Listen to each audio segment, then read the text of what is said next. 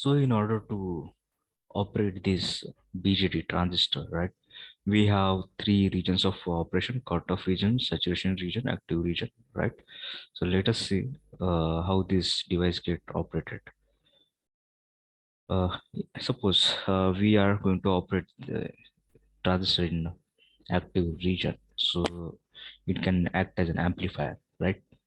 So for this transistor to work in this region, right, right, as an amplifier mode, what we require is that this emitter, right, emitter junction, emitter to base junction is to be forward bias, and so that here we will get a lower resistance, and because we will get lower resistance because when this p-n junction, right, this p-type semiconductor and this n-type semiconductor, right, this for the p-n junction, and when this p-n junction for uh, is forward bias, it, right, it will you know it will it will on, right, it will turn on p-n junction, right, it will turn on, right, and so this region will have very less resistance and current will flow from this, right.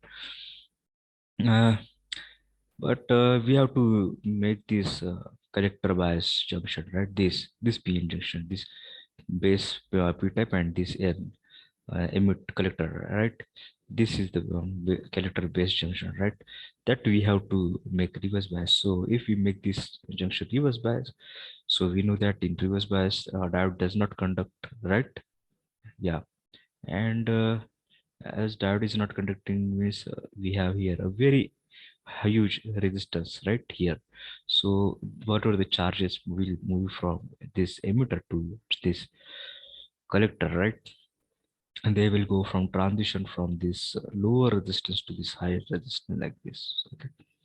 So emitter is going to what, emit the majority charge carriers. So it's for this NPN transistor, majority of charge carriers are electrons, right? And the collector is going to collect all those charge carriers, right? But as those charge carriers are going to pass through this base region, right?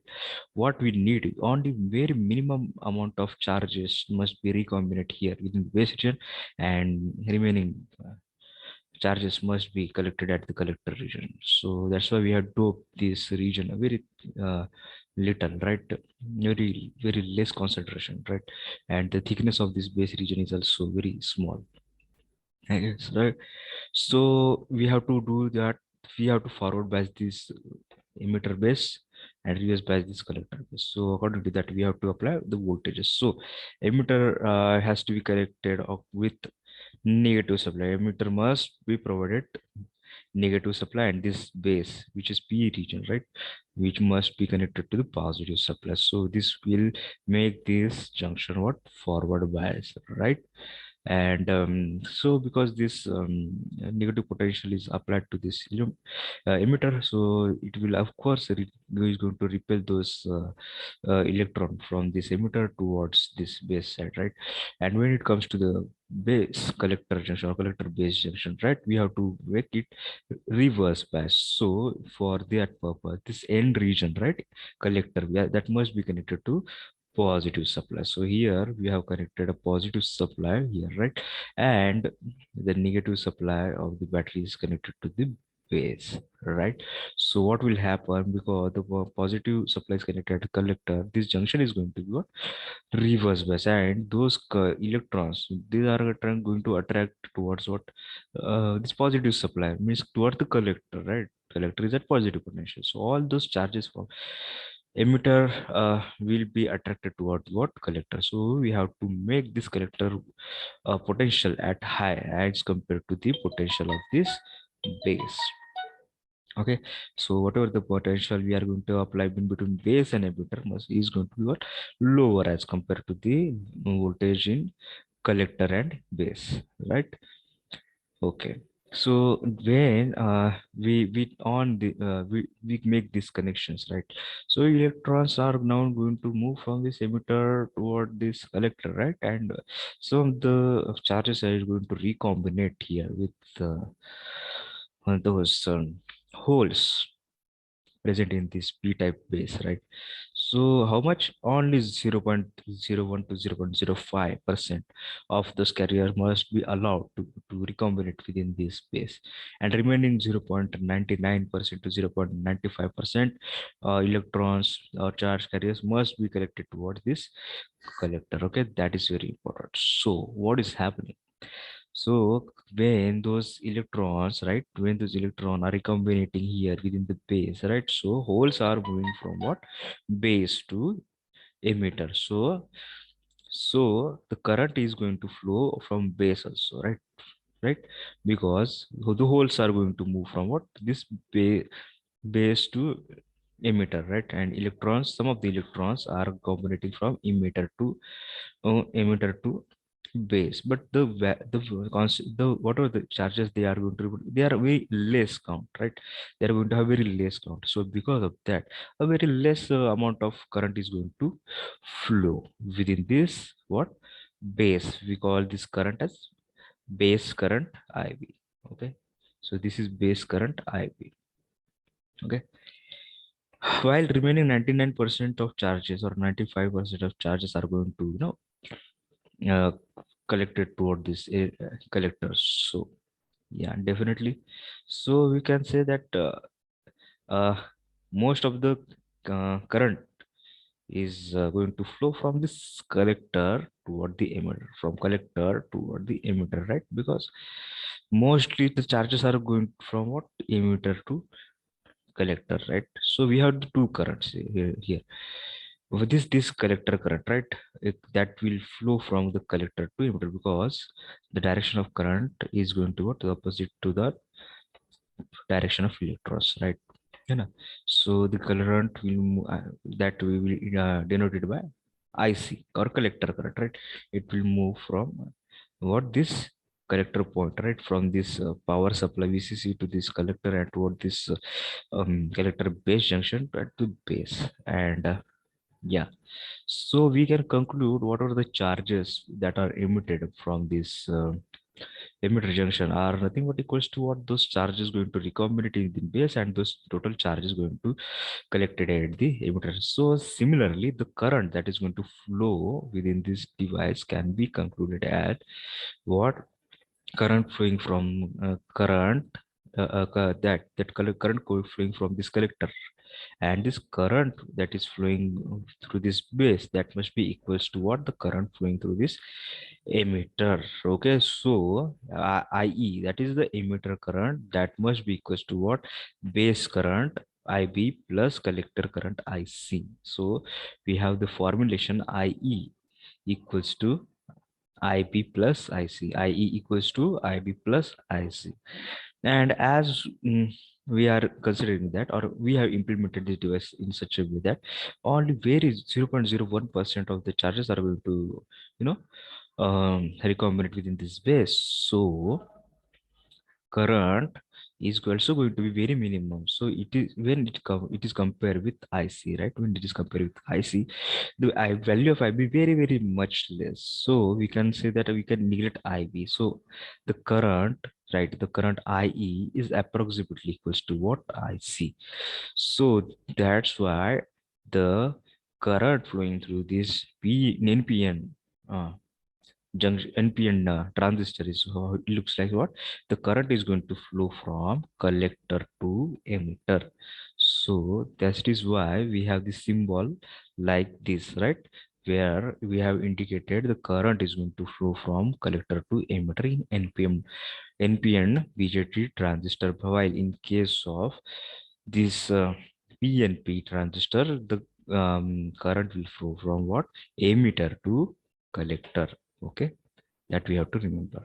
Okay, so this was the basic operation, right? Okay, right. So as we see that whatever the charges are coming toward this collector, right, mostly they are going to, yeah. So what we can assume here is that, so we get here some collector current, right?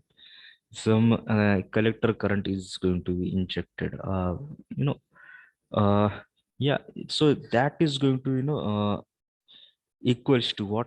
the potential that we are going to apply along this collector, because whatever the potential is we are applying here collector, that is going to attract electrons emitted from, because the potential here within the base and emitter is very small as compared to the collector, collector to base, right? So this even though this um, emitter base junction is forward bias, right?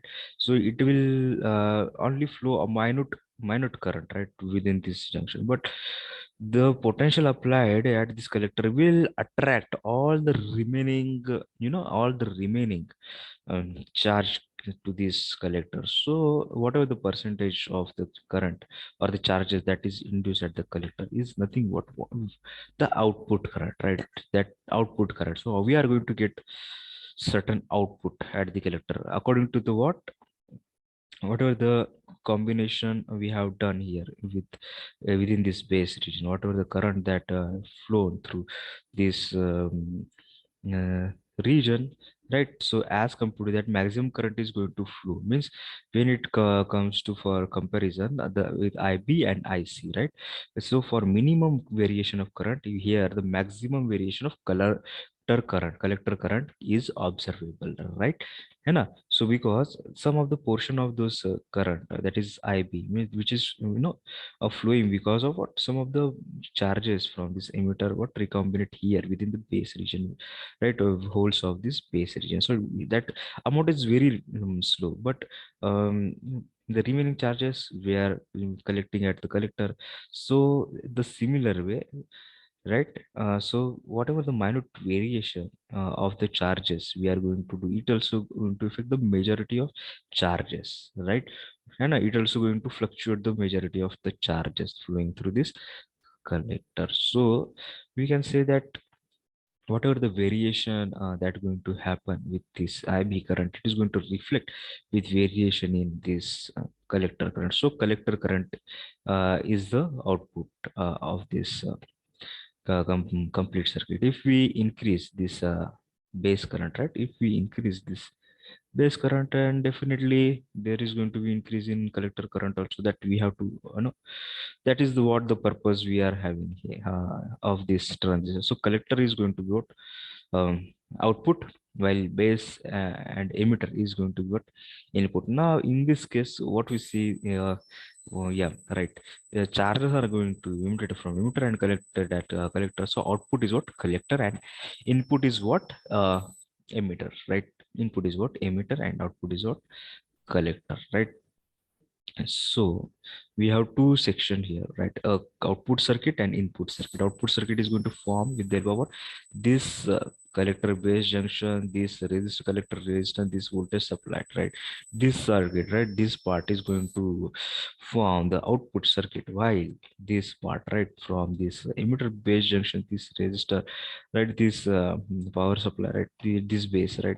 This part is going to form what input circuit. So we have two circuit, input circuit and output circuit, right? And yeah, for the both circuits, right, for the both circuits, right, the output circuit and input circuit, the terminal that is common, that the terminal that is common between the two terminal within these two circuits, which is called the base, is the base, we can see it base, right? So we call this type of configuration or arrangement or biasing, right? So it's a common base configuration. It is common base configuration, okay? And similarly we can also connect other terminals, so either emitter or collector, that is going to be the common between the output circuit and input circuit, right? Okay, so according to that we have the different types of configuration, that are common base configuration, common emitter configuration, common collector configuration. Okay, the three configuration that we have to learn, right? Okay, uh, so basically what we have to remember in this is that charges are going to flow from emitter to collector, right? And so 0.01 recombination of those charges will to happen within this base, while remaining are going to be collected at what collector 0.99. Okay, so as so yeah, You can say that input is emitter, right? And output is collector, right? So input current is emitter current, output current is what? Collector current. And so how much gain the current is going to have, that we have to calculate, right? Means how much amplification at the output is going to get, that we have to calculate. So we will calculate it as what? Simply output upon input, right? So output current upon input current, IC upon IE. So what is going to be the value of this IC upon IE? We indicate this value as amplification factor alpha.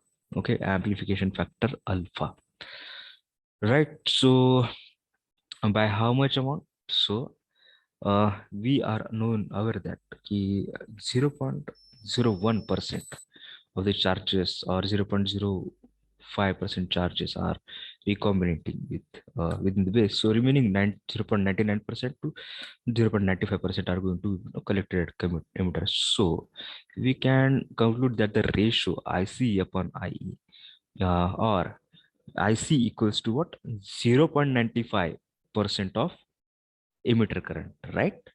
That we can count by IC equals to 0.99 or 0.95% of emitter current. So we can conclude that the IC upon IE, the ratio of IC and IE is nothing but equals to 0.99 or 0.95 based on the doping concentration, all right? So value of alpha is going to be within the range of 0.99 to 0.95. So that much amount of current is going to be, present at the collector site, right? So we say that, but this alpha is very small, right? We cannot get that much output at this collector, so we need a different configuration again. So that's why we have different configuration. This was the common base configuration, where the alpha, when amplification factor was alpha, that is going to be equals to 0.95 to 0.99, right? Means the we are going to get the collector current um, when applied input emitter current, right? When we apply input emitter current, that is going to be that is going to be 0.99 to 0.95 equals to collector current. Means collector current will get equals to what? 0.95 into or 0.95 or 0.99 into what? Emitter current. Okay, that's thing we have to remember. So this was the basic configuration, common base configuration, right? And we have to we have to learn the remaining the common emitter configuration, common collector configuration.